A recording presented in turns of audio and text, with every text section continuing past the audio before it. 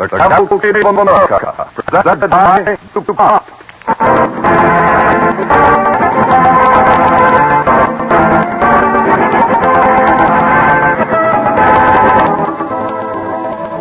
The DuPont Cavalcade presents the story of the first American citizen, Benjamin Franklin. Our program is appropriately timed for this week marks the dedication in Philadelphia of a national shrine to the memory of Benjamin Franklin. Tomorrow, the Franklin Institute, a new heroic statue of Franklin, will be unveiled as a fitting memorial to perpetuate the spiritual presence of a great philosopher and a strong of the scientific artist. As special guests to close our program, we have Mr. DuPont, one of the board managers of the Franklin Institute, and will review some of the contributions Franklin has made since Franklin's day.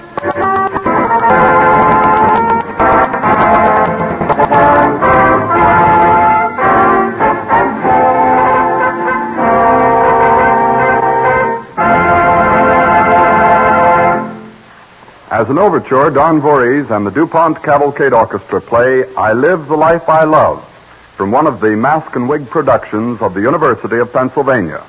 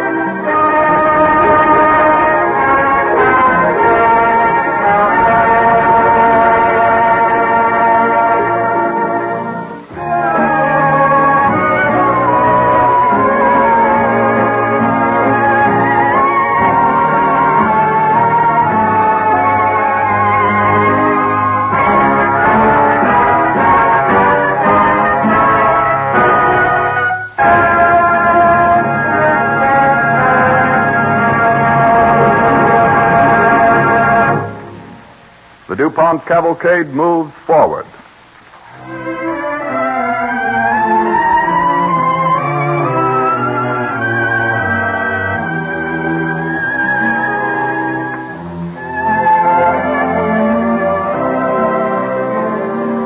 "70 years before the American Revolution, Benjamin, youngest son of Josiah and Abiah Franklin, was born January 17th, 1706, on Milk Street, in one of the largest towns of the colonies, Boston, Massachusetts, whose population then was about 10,000.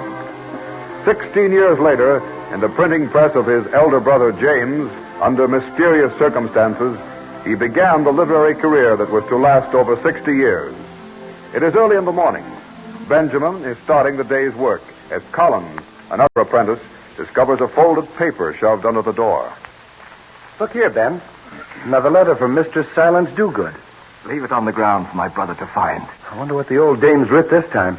The whole towns are talking about her pieces in the paper. Wait until they read this one. It'll give those empty heads in Harvard a good rattling. How do you know, Ben? Have you read it already? As a matter of fact, Collins, I wrote it myself. In a disguised hand. Why, Ben. Oh, another missive from our Mistress Silence Do-Good. Well, read it, James. I'm agog with curiosity to see what she'll scold about next. Yes, so am I. I'm afraid I'll laugh out loud. Strange. Go about your work, boys. Yes, This is not for young ears. Hearken to this. She's writing of people who send their sons to Harvard. She says, most of them consulted their own purses instead of their children's capacities. Most part of those who were traveling thither were little better than blockheads and dunces. Well, she's at it again. Have you any suspicion who she may be, James? Well, some say she's a disgruntled spinster, and others that she's the widow of a minister with a young son in Harvard. I've published 2 appeals to her to reveal herself, but... Benjamin, where is that paper with the last advertisement for Mistress Do-Good? She was here this morning, was she not, Collins? What? She was here? In fact, brother, she is still here. What impudent nonsense are you talking? I say that Silence Do-Good is hiding in this room. Well, where is she? Behind my leather apron. What? Why, you young rascal! In fact, my worthy brother, Mr. Silence Do-Good is none other than myself, Benjamin Franklin. What? Whose articles and witty comments you have published and praised. It's quite true, Mr. Franklin. Benjamin wrote them himself in a disguised hand. Why, look out there. Where's my stick? Look out there. Take that, you young good-for-nothing and valuable. Stealing my time. Distracting your work. Thinking yourself the high young cockalorum, are you? There! And there! And there! That will teach you a lesson. You beat me all you want now, James. But someday I'll run away from here. I'll have myself a newspaper of my own that everyone will want to read.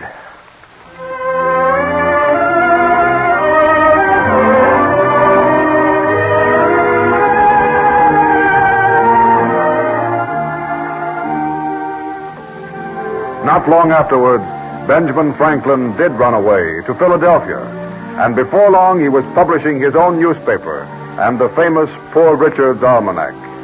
We find him now at 26, the most widely read and quoted writer in the colonies. He has his own printing shop and is married. With his busybody commentary on current events, he has become the first columnist in America. Still wearing his red flannel shirt and leather apron, he trundles his paper through Market Street in a wheelbarrow to his little shop, where we find his young wife, Deborah, stitching bindings and tending counter. Open the door for me, Debbie. Oh, how you do look, Benjamin, carting that paper through the street on a wheelbarrow like a common apprentice. It's a very good example. Brings attention to my industry and pleases the merchants and good folk who buy my paper. You never did have a care to your looks. Well, do I remember the first time I ever saw you, walking along the street with 2 great sticks of bread poked out of your pockets. Little did you think when you laughed at me then that I was going to be the town's most successful printer and journalist. Hey, Debbie. You've proved to everyone what you could make of yourself, Ben. Even your own family. That brother James of yours who beat you so and drove you to run away from Boston. Really? I owe James a great deal. I often fancy his harsh and tyrannical treatment was the means of impressing me with that aversion to arbitrary power that has stuck to me. Come in. Oh, William. Good day to you, Master Coleman. Good day to you both. Come in, William. What's the news with you? I stopped by to go with you to the Junto. And I've just finished reading your almanac, Ben. Oh? Everyone is laughing at its humor and praising your good sense. I particularly like this saying, early to bed and early to rise makes a man healthy, wealthy, and wise. Aye, and he himself never gets more than 6 hours sleep, Mr. Coleman. Truly, Mistress Franklin? Remember, Debbie, keep your eyes wide open before marriage and half shut afterwards. Oh, be still, Pappy. Leave poor Richard out of it. But he did say there are 3 faithful friends, an old wife, an old dog, and ready money. And he has neither dog nor ready money, and neither am I old. If I could write just for my readers instead of my wife. She takes them all to herself, poor Debbie. Now, who may this be? Come in.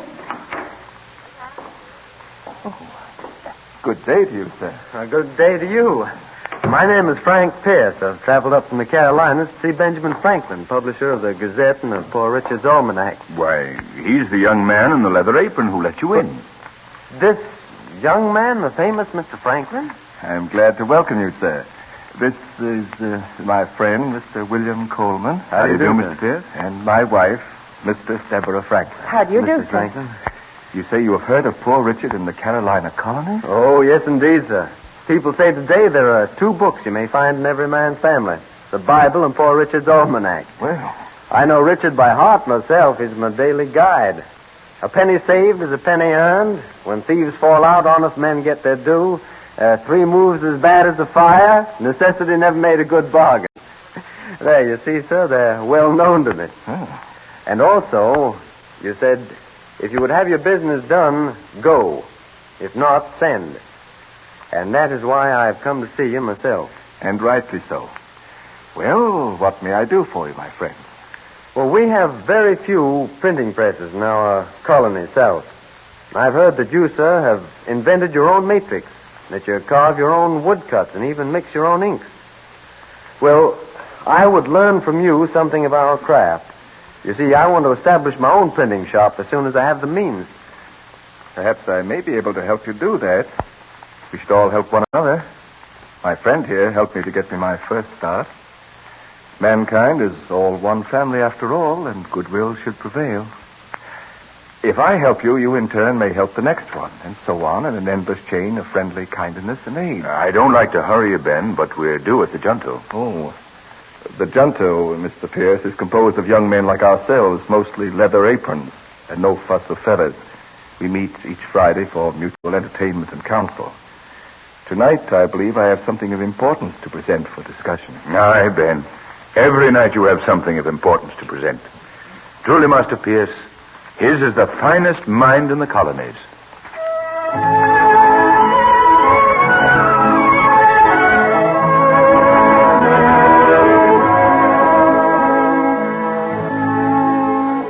At one of the Junto meetings, the first public library in America was born from the fertile mind of Benjamin Franklin. Through his energy and genius came the first organized volunteer fire department, the first police system, the first move toward paved and lighted city streets, the first city hospital, the University of Pennsylvania, and the American Philosophical Society. At the age of 42, Franklin had worked hard, saved his money, and sold out his business, all that he might be able to retire and pursue his scientific studies and experiments. We find him now at the beautiful home he had built for his family out on the banks of the Delaware River. After 7 years of happy retirement with his children and Deborah, he is absorbed in his new experiment with electricity in the air. For pity's sakes, Pappy, what's that noise? My bells, Debbie, my bells. A thunderstorm is brewing. I have wires strung from my lightning rod to give the warning. And it came. More silly things with your experiments. Mr. Leach said at the meeting the other day that your lightning rod was a tinkering with Providence. And I'll never forget how you made us all ridiculous, running around the cow pasture with William after a kite. A man of your age and dignity. Ah, Debbie, if you only knew what my little kite proved that day. Didn't the King of France send me a personal letter commending those first experiments? I should think you'd tire of sticking around the house, tinkering with wires and whatnot, when you could be at the very top of your trade. These last 7 years have been the most successful and productive years of my entire life. And the happiest, I might say. You see? Here comes my storm. I will answer, Debbie. Good evening to you, Mr. Franklin. Good evening. And to you, Mr. Franklin. Good evening, Mr. Curtis. Yes. Seems to be gathering for rain. Did you bring the storm with you, Mr. Curtis, or did the storm bring you? I'm afraid there is more than one storm brewing tonight, my friends. And one that is not of the elements. I've only just come from the Assembly. They have named 2 commissioners to leave at once for England to present their grievance against the Penn family taxation to the king. They still claim exemption through the old Indian treaty. But there's a later one, I'm certain. Mr. Franklin, the Assembly feels that you know more about this matter than anyone. And also, you're acquainted in England from your early days. Your position as Postmaster General gives you authority to represent us over there. And tonight, you have been appointed commissioner with Mr. Isaac Norris, Speaker of the Assembly. Oh. Let Norris go.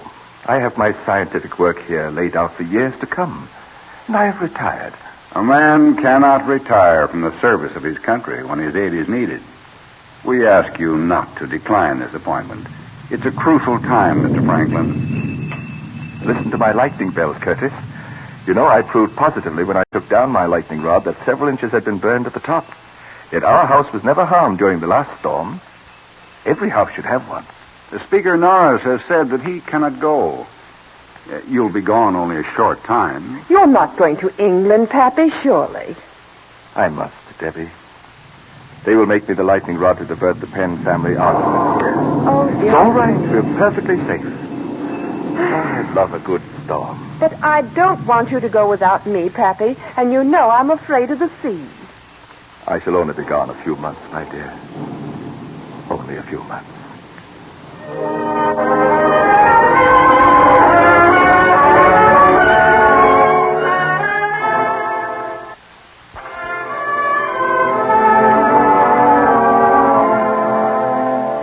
A few months became 10 years and a half.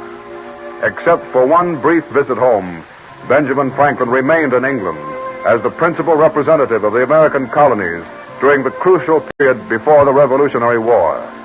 He helped bring about the repeal of the Stamp Act, and he sought a peaceful solution to the increasing bad feeling between the colonies and the mother country. He returned in 1775, believing his mission a failure. His beloved wife had died the previous winter, but he is tenderly greeted by his daughter Sally, who is living in his old home on the Delaware with her family. We never disturbed anything here or in your library, Father. Mother wouldn't let us. She was always expecting you back. And I was always expecting to come back to her, my child. Sit here, dear. Ah, the same old chair. Yes. How it fits me. Oh, Father. I am always accompanied now, Sally, by my faithful gout. It never deserts me. Tell me of your voyage home, dear. Was it very rough this time? Terrible. I shall never cross the ocean again. But I made some amazing observations, Sally. There is a warm stream of water I have discovered, almost a great sweeping river that flows directly to the Atlantic Ocean and causes the mild climate of England. But, Daddy, how did you ever find that out? I devised my own method of sounding with a thermometer at varying depths. I call it the Gulf Stream. Wonderful. And tell me about visiting Europe. They say you were feted and acclaimed everywhere. And you met kings and queens and statesmen and scientists. Oh, I was so proud of you, Daddy. Were you? Mm-hmm. I am glad. You know, they are using my lightning rod now on Buckingham Palace and the Queen's Palace and on the Ducal Palace in Venice, besides many, many more all over Europe. They call me the Thunder Master. The Thunder Master. And how Mother used to scold about your little bells. She was very patient with my tinkering about the house. But it all came to good use, Sally. Now I have been elected to the Royal Society of London, and the Royal Academy in Paris, and the Society of Experimental Science in Leiden. That little string of my kite has led me a long flight. Well, Father, it's right that they should all honor you. They were all very nice to me. Who's that? Oh, just the children, Father. Go and play at the end of the garden, children. Don't stop them, my dear. I enjoy hearing my grandchildren's voices. What was that song they were singing? Something that started in Boston after the Tea Party. Everyone is singing it now. Since Lexington and Concord more than ever. A message for Mr. Franklin. Whoever that may be, I won't let you be disturbed, Father.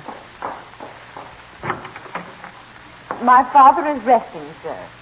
He only returned yesterday from a long voyage from England. I am to deliver this to him at once, Mrs. Bates. Bring me the message, Sally. As you wish, Daddy. Here. Thank you. Oh, it looks important. What do they want of you, Daddy? Oh, yes. Ah, yes. This is imperative, my dear. I have been chosen as one of Pennsylvania's 5 delegates to the Continental Congress. They are organizing for war against England. But you're too old, Father. Old and probably good for nothing. But as the storekeepers say of their remnants of cloth, I am but a fag end, and you may have me for what you please. Oh, my old friend Colonel Washington has been named Commander-in-Chief of the Army. I cannot refuse to give my services at his command.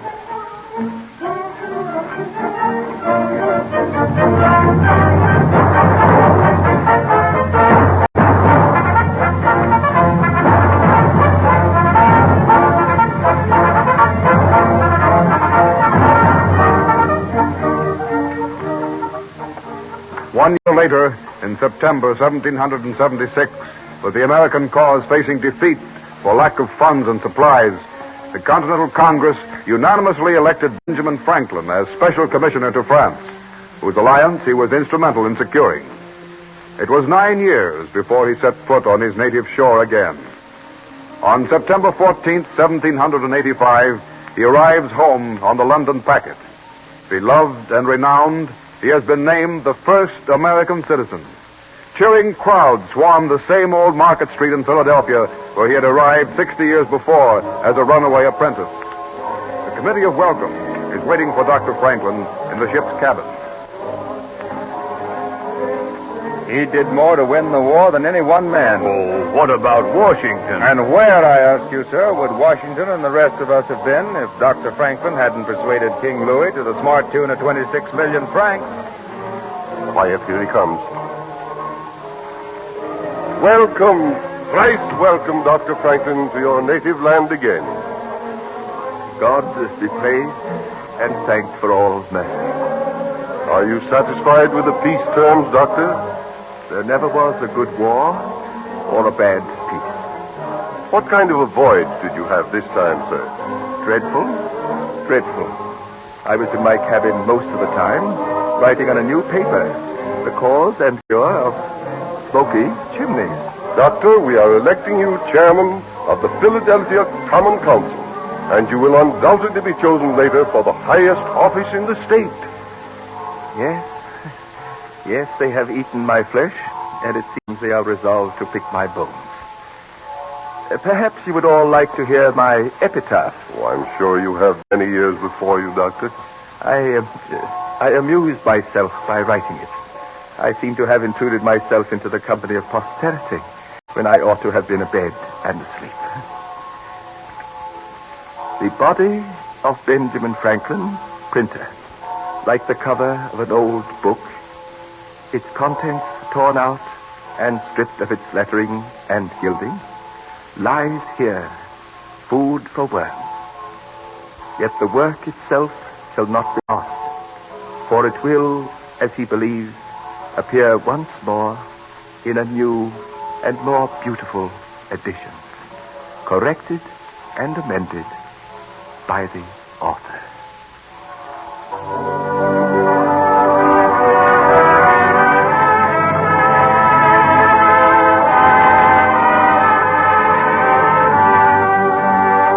Benjamin Franklin never realized his ambition to retire from active public life. After his return, he served Pennsylvania as chief executive of the state, filling that office on 3 occasions, and taking active part in the Constitutional Convention of 1787 in Philadelphia. Until his death on April 17, 1790, at the age of 84, he never ceased his scientific labors, writing incessantly on his pamphlets and books for the improvement and betterment of mankind. No American ever led a more useful and productive life than Benjamin Franklin, first citizen in the cavalcade of America.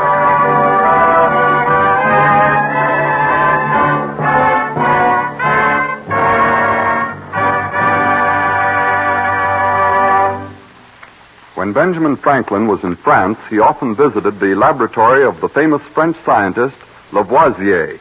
where a young man named Eleuthère Irénée DuPont was working. Later, this young man emigrated to America, and in 1802 he established the DuPont Company on the banks of the Brandywine Creek in Delaware. Tonight, one of his great-grandsons is with us in the studio, Mr. Irénée DuPont, vice chairman of the DuPont Company's board of directors, who continues the association between the names Franklin and DuPont through his service on the board of managers of the Franklin Institute, Philadelphia, which this week is dedicating a national shrine to Franklin's memory. Mr. DuPont, if Benjamin Franklin, as he suggested in his own epitaph, were to return today, what accomplishments of DuPont chemical research do you think would interest him most? Benjamin Franklin was very much interested in agriculture. He carried on experiments in improving the productiveness of his farm near Burlington, New Jersey, especially by means of crop rotation and liming the soil. Franklin would be astonished at the present great production of chemical fertilizers, the more so because no one of his time dreamed that nitrogenous fertilizers could be made from such raw materials as air and water. It would amaze him to visit the DuPont plant at Bell, West Virginia, where this complicated process is carried on at pressures as high as 13,000 pounds per square inch.